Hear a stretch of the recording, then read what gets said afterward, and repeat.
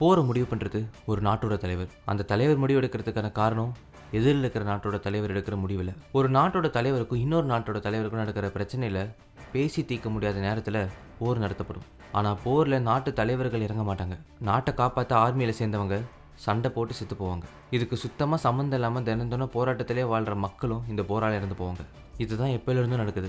இது வரைக்கும் எத்தனையோ பேர் உக்ரைனில் இறந்து போயிருக்காங்க. கிட்டத்தட்ட 130 பேர் மேலே, உக்ரைன் ஆர்மி சோல்ஜர்ஸும் பொதுமக்களையும் சேர்த்து. காயப்பட்டவங்களும் 100 பேருக்கு மேலே. உக்ரைன் ஒரு சின்ன கண்ட்ரி. அங்கே ஆர்மி பீப்புளை வச்சு எதுவும் பண்ண முடியாது. பொதுமக்கள் கிட்ட ஆயுதங்களை கொடுத்து போராடுற நிலைமையில தான் இருக்குது இப்போ உக்ரைன். கொஞ்சம் கொஞ்சமாக ரஷ்யா உக்ரைனை பிடிச்சிக்கிட்டே வருது. மற்ற நாட்டை சேர்ந்தவங்களாம் வரேன்னு சொல்லி கடைசியில் இப்போ பிஸ்னஸ் டீலிங்ஸை கேன்சல் பண்ணுறேன்னு சொல்கிறாங்க. நேட்டோ டீமுக்கான பேச்சுவார்த்தை நடக்க போகுது. அதிகமாக போனால் 1 வாரம், இல்லை அதுக்குள்ளே ஒன்று ரஷ்யா உக்ரைனை மொத்தமாக பிடிச்சிரும், இல்லை பேச்சுவார்த்தை முடிஞ்சு போர் முடியலாம்.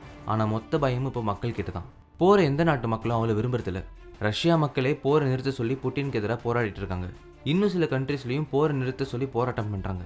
இந்தியா முடிஞ்ச அளவுக்கு இந்த விஷயத்தில் நடுவில் தான் நிற்கிறாங்க. உக்ரைனில் நடக்கிற போரை நிறுத்த சொல்லி புட்டின் கிட்ட பேசிக்கிட்டு இருக்காங்க. பொறுமையாக உட்காந்து பேசினா இந்த பிரச்சனைக்கு தீர்வு கிடைக்கும்னு பேசியிருக்காரு நரேந்திர மோடி. நம்ம தமிழ்நாட்டை சேர்ந்த மாணவர்களும் உக்ரைனில் இருக்காங்க. அவங்கள கொண்டு வர சீக்கிரம் முயற்சி செய்யுங்கன்னு சொல்லி நம்ம தமிழ்நாடு சிஎம் சென்ட்ரல் கவர்மெண்ட்டுக்கு லெட்டர் அனுப்பியிருந்தார். இன்னைக்கு தமிழ்நாட்டு மாணவர்களை கொண்டு வரதான செலவை தமிழ்நாடு அரசு ஏற்றுக்குன்னு சொல்லியிருக்காரு. ரஷ்யா இந்த போரை நிறுத்துமா? இது பேச்சுவார்த்தையில் முடியுமா? ரஷ்யா ஃபுல்லாக உக்ரைனை கண்ட்ரோல் எடுத்துக்குமா? நீங்கள் என்ன நினைக்கிறீங்கன்றதை மறக்காமல் கமெண்ட் பண்ணுங்கள். மேலும் பல செய்திகளுக்கு செய்தி.comக்கு சப்ஸ்கிரைப் பண்ணுங்கள்.